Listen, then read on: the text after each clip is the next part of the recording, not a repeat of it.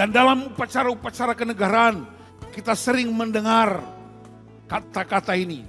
Yang mulia Bapak Perdana Menteri, yang mulia Duta Besar Negara Sahabat, yang mulia anggota Dewan. Berapa orang yang disebut mulia, tapi mereka ada di penjara karena perbuatan mereka, tindakan mereka tidak mulia.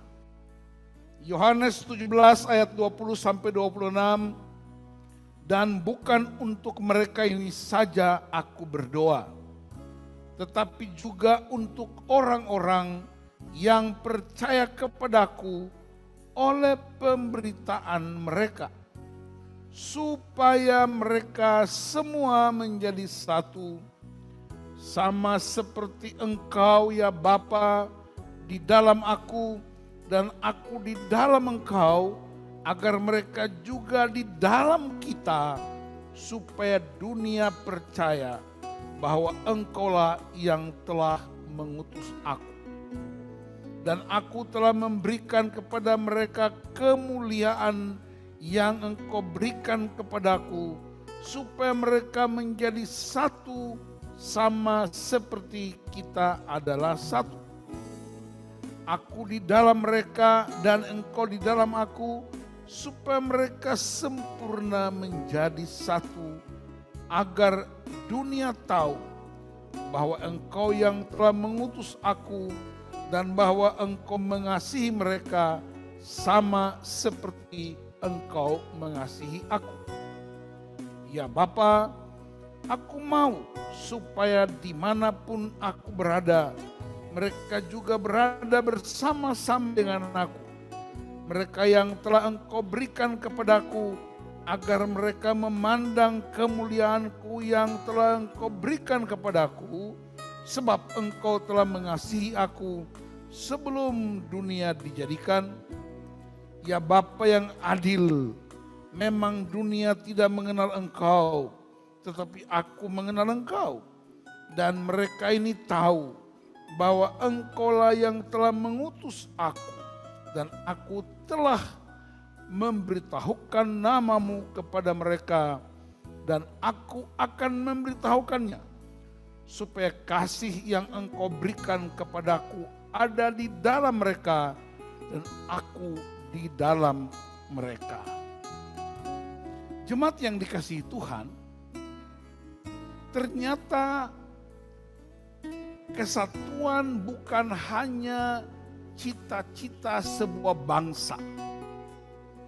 Kesatuan bukan sekedar cita-cita gereja. Kesatuan bukan hanya cita-cita para orang tua kita, tetapi rupanya kesatuan juga adalah kerinduan Tuhan Yesus Kristus.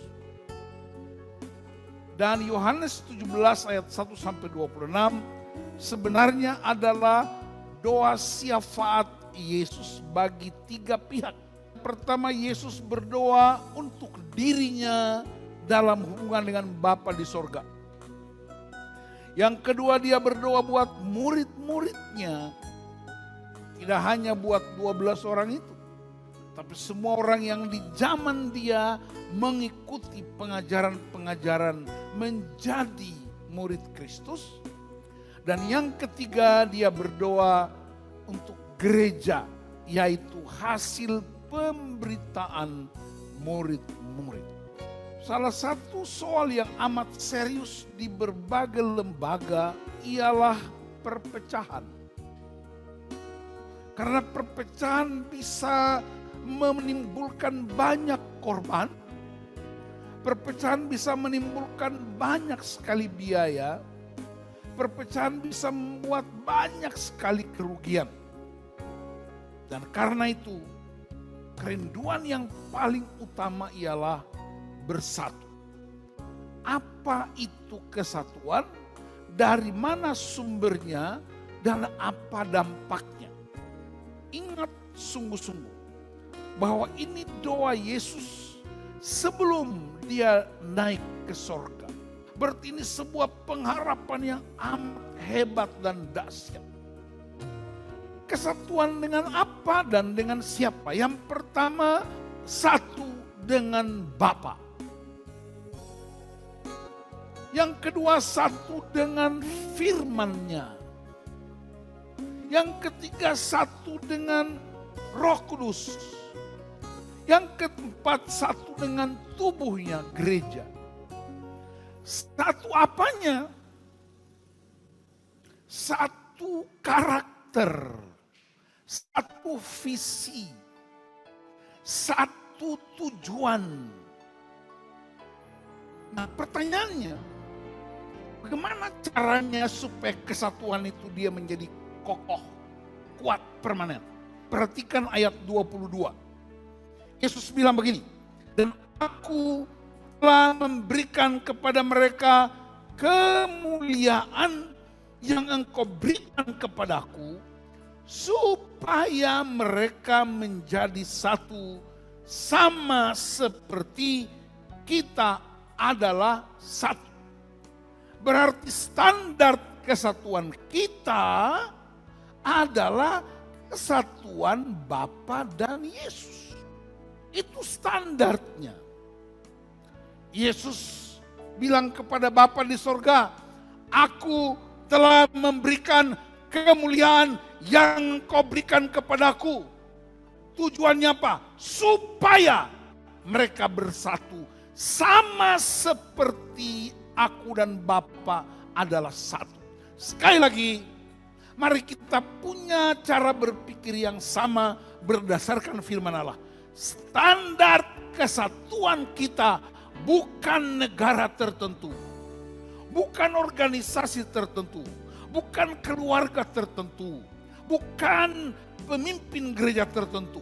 Standar kesatuan kita ialah kesatuan Bapa dan Anak, tidak terpisahkan.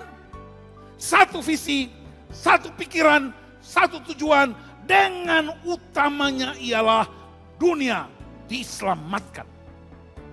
Nah, kalau begitu, apanya yang menjadi dasarnya supaya murid-murid, supaya gereja, orang-orang percaya bisa memenuhi standar ini? Apa dasarnya supaya kesatuan kita sama seperti Bapa dan Anak? Ayat ini berkata, aku telah memberikan kepada mereka kemuliaan yang engkau berikan kepada. Wow, berarti dasar kesatuan gereja, dasar kesatuan keluarga, dasar kesatuan jemaat adalah kemuliaan Allah. Apa itu kemuliaan Allah?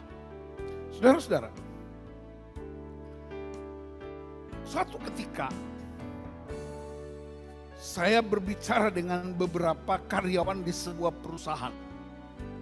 Mereka minta saya untuk bikin pelatihan karakter. Dan pengajaran itu menuntut orang harus konsultasi pribadi. Di ruangan mereka yang terbuka, tetapi bertemunya satu-satu. Setelah saya kasih pelajaran untuk satu orang, begitu selesai nggak sampai 10 menit, dia bilang begini, jadi gitu doang Pak. Perhatikan kalimatnya, jadi gitu doang Pak, yang itu. Dia mengharapkan yang jauh lebih, tapi jawabannya hanya itu 10 menit. Jadi gitu doang. Iya. Dia salaman kemudian dia pergi. Nah, perhatikan saudara-saudara. Yesus tidak hanya bilang, aku mengasihi kamu. Kalau dia cuma bilang aku mengasihi kamu, orang akan berkata, jadi gitu doang. Tapi Yesus melanjutkan kasihnya itu menuju salib. Dan di salib itulah kemuliaan itu dinyatakan. Matius 27 ayat 54. Ketika Yesus disalibkan terjadi gempa bumi. Orang-orang semua ketakutan. Prajurit-prajurit penyaliban ketakutan. Tiba-tiba panglima penyaliban berkata, sungguh benar dia adalah anak Allah. Saudara, seorang presiden Amerika namanya Abraham Lincoln, ketika dia masih memimpin, dia begitu tegas, dia ngebicara nggak tedeng-aling-aling. Ada seorang menteri dalam kabinetnya namanya Stanton, menteri urusan perang. Selama dia ikut Presiden Abraham, Stanton bilang, ini pemimpin yang kasar. Tidak tahu adat pemimpin satu ini. Karena Abraham Lincoln kalau tegur orang, bahasa Jakartanya enggak tedeng-aling-aling. Dan Menteri Stanton berkata, Presiden terlalu kasar, tidak tahu adat. Dan seolah-olah dia jadi musuh Presiden. Tapi ketika Abraham Lincoln meninggal dunia, Stanton masuk ke kamar jenazah. Dan dia meneteskan air matanya. Lalu dia berkata, inilah pemimpin terhebat satu-satunya di dunia. Kadang-kadang waktu orang hidup, kita mengabaikan peran-peran yang mereka lakukan. Kita bisa menuduh orang dengan semua jenis penghakiman. Tapi ketika orang itu meninggal dunia, kita akan berkata lain. Oh, dia orangnya luar biasa. Ternyata Tuhan pakai mulutnya, Tuhan pakai tangannya, Tuhan pakai gerakan-gerakannya untuk membentuk karakter saya sehingga saya ada sebagaimana saya ada. Itulah dunia memahami. Saya ingat ketika seorang pendeta masih sangat muda, dia bekerja untuk keluarganya, dia tidak dikasih kesempatan untuk menjadi seorang pemimpin jemaat. Dan karena itu salah satu cara untuk memenuhi kebutuhan sehari-hari ialah dia nge-grab. Dan satu ketika dia meninggal dunia dalam usia belum sampai 50 tahun.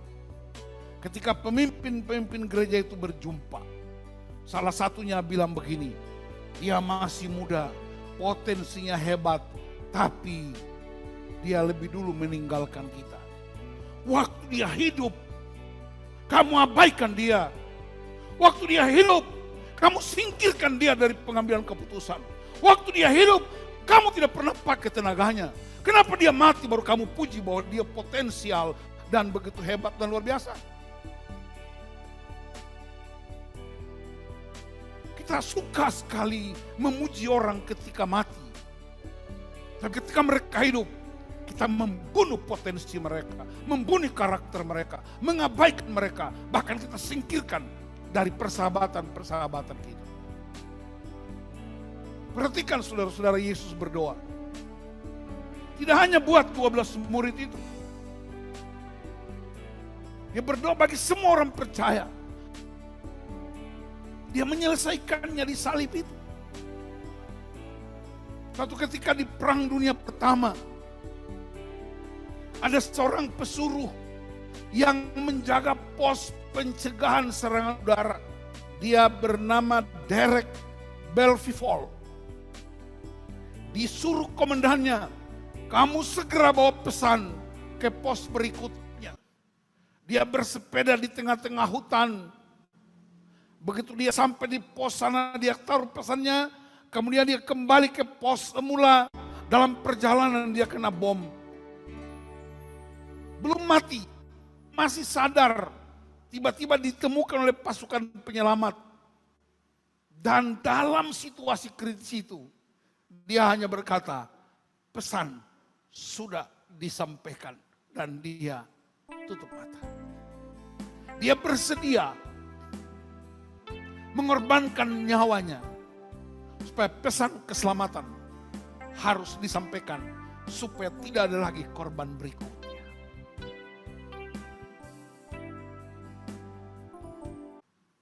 Di Perang Dunia Pertama juga ada seorang petugas telekomunikasi. Ketika ada gangguan, Petugas itu mencoba untuk berlari ke seberang untuk memasang kawat supaya pesan itu bisa sampai ke tim yang lain. Setelah selesai memasangnya, dia coba lari balik dan dia berkata, selesai. Pada saat dia mengucapkan selesai, bom meledak dan dia mati. Dia sudah menyelesaikan kawat telepon itu.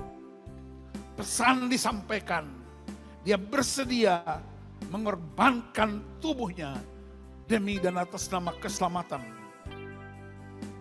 bangsanya. Yesus bersedia menyelesaikan di atas kayu salib itu. Dia bersedia menyerahkan tubuhnya, nyawanya, dan di sana dia berkata, sudah selesai. Itu yang disebut kemuliaan. Kalau dia nggak sampai di salib itu, maka orang akan berkata, gitu doang. Maka tema sinode kita supaya semua menjadi satu. Saya bikin tema tambahan, gitu doang. Bapak-bapak, layani keluargamu, jangan sampai istri anak-anak berkata, gitu doang. Ibu-ibu, layani suamimu dengan anak-anakmu, supaya jangan sampai mereka berkata, gitu doang. Majelis jemaat, layani jemaat dengan sungguh-sungguh, supaya jemaat jangan berkata, gitu doang. Harus ada harga. Dan kesatuan itu harganya salib. Itulah kemuliaan. Karena bagi dunia salib itu kutuk. Dan dapat disebut sebagai sesuatu yang mempermalukan. Karena itu kebangkitan Kristus melenyapkan rasa malu, rasa takut, dan semua bentuk penghinaan dipulihkan kembali. Dan Kristus bangkit untuk menyatakan kemenangan yang sempurna. Nah, itulah yang disebut kemuliaan Allah. Kemuliaan tidak ditentukan oleh toga atau jas. Kemuliaan tidak ditentukan oleh jabatan-jabatan apapun. Kemuliaan tidak ditentukan oleh harta kekayaan. Dan dalam upacara-upacara kenegaraan, kita sering mendengar kata-kata ini. Yang mulia Bapak Perdana Menteri, yang mulia Duta Besar Negara Sahabat, yang mulia anggota Dewan. Tapi saya mau beritahu, berapa orang yang disebut mulia, tapi mereka ada di penjara karena perbuatan mereka, tindakan mereka tidak mulia. Jangan mau disebut mulia, tapi perkataanmu, perbuatanmu, tindakanmu tidak menunjukkan sapaan mulia. Yesus waktu masih di dunia, dia dihina oleh para pemimpin agama. Dia dihina oleh banyak orang yang iri hati dan cemburu. Tapi ketika dia sedang tergantung di antara langit dan bumi, semua orang menengadah ke atas dan kata, benar, dia anak Allah yang hidup dan berkuasa. Karena itu saudara-saudaraku, Yesus berkata, Bapa, aku memberikan kepada mereka kemuliaan. Apa cara Anda disebut mulia? Caranya cuma satu. Patuhi perintahnya. Yesus mematuhi perintah Bapaknya. Bahkan sebenarnya Yesus bisa melarikan diri dari salib itu. Dia bisa melarikan diri dari Taman Getsemani itu. Tapi karena kepatuhan yang begitu luar biasa, dia berkata, Bapa, sekiranya cawan ini lalu daripadaku. Tapi bukan kehendakku, tapi kehendak Bapa. Itulah kepatuhannya kepada Bapaknya. Sehingga dia berkata, inilah kemuliaan yang kau berikan kepada aku. Karena itu kalau saya menghormati Bapak Ibu, bukan karena Anda lebih hebat dan mulia. Tapi saya menghormati Bapak Ibu karena saya merasa diri saya terhormat.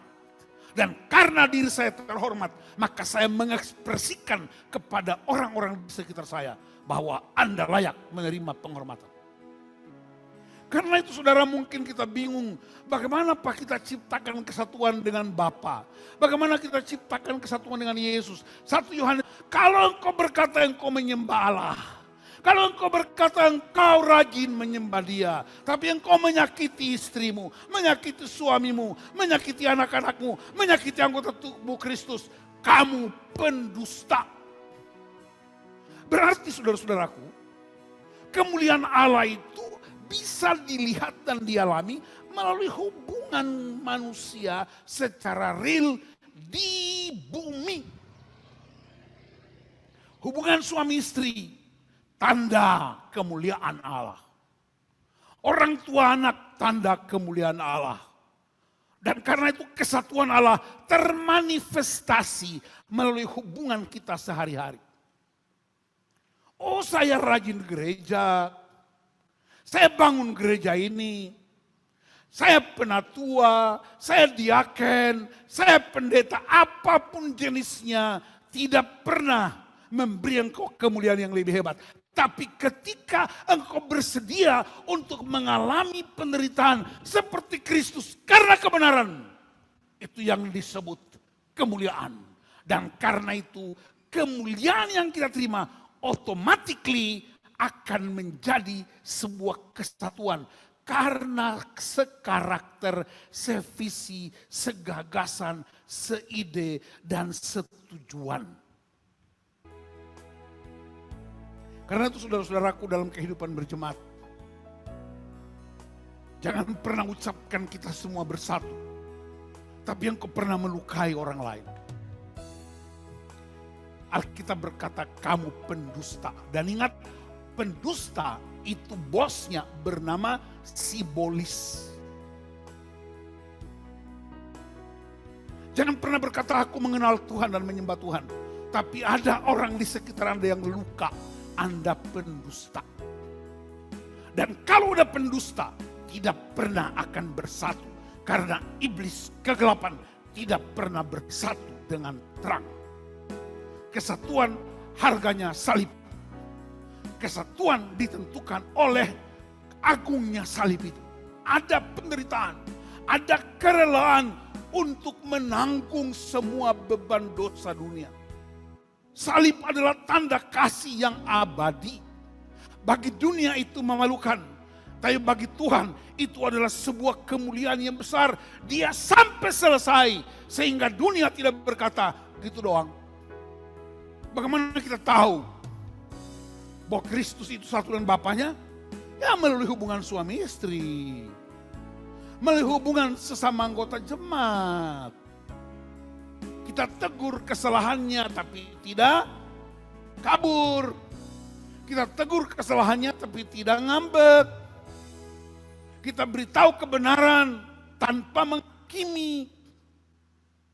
Kita saling menopang, saling mendukung, saling menasihati. Itulah kesatuan. Jangan pernah ada ide bersatu dengan cara retreat. Bohong. Jangan pernah bilang kita bersatu dengan cara makan bersama. Bohong. Yesus makan dengan murid-murid, Yesus makan dengan Yudas, bahkan dia ambil roti taruh di mulut Yudas, Yudas tetap mengkhianati, bukan? Tapi kesatuan itu dasarnya kemuliaan Allah. Aku tahu, aku sadar bahwa hanya salib itu yang menyelamatkanku. Aku sadar bahwa kebangkitan itu telah menghancurkan semua rasa malu saya dan saya bangkit jadi pemenang. Dalam pemikiran, konteks, visi sedemikian itulah automatically saya akan menjadi satu dengan yang lain. Kita satu pikiran, satu hati, satu tubuh, satu jiwa. Suami istri bukan hanya bersatu karena seks untuk dapat anak, tapi bersatu pikirannya, bersatu visinya, bahkan bersatu dompetnya. Pergumulan istri, pergumulan suami, pergumulan istri. Karena Yesus berkata, 2 jadi 1. Yang terakhir.